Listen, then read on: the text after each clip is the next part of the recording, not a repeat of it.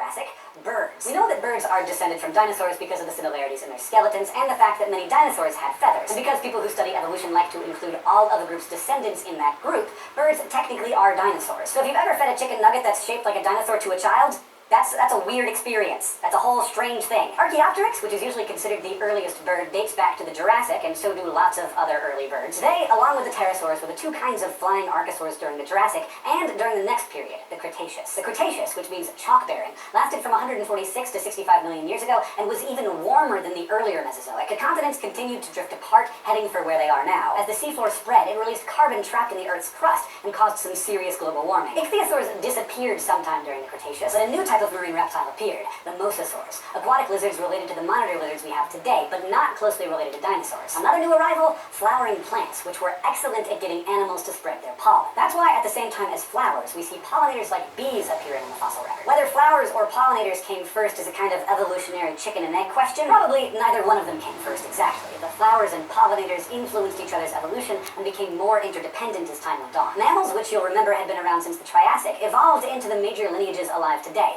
Placental mammals like us, marsupials like the opossum, and monotremes like the platypus. The Cretaceous also meant even more dinosaurs, like the frilled ceratopsians and the duck-billed hadrosaurs, and of course, Tyrannosaurus rex. I don't know about you, but I think T-Rex is pretty cool. I'm also very glad that predators that size aren't around today to snack on us. And why aren't they around anymore? Well, like the Paleozoic, the Mesozoic ended in a mass extinction. But there were a few differences between the two diodes. For one thing, the extinction at the end of the Mesozoic wasn't as bad. Only about 50% of the Earth's species went extinct, which, yes, is a lot, but not nearly as many as during the extinction at the end of the Paleozoic, when almost all life died out. And while we don't know exactly what caused the earlier Paleozoic extinction, we have a major clue about the event at the end of the Mesozoic. It's a crater in the Yucatan region of Mexico. Most scientists agree that a meteor impact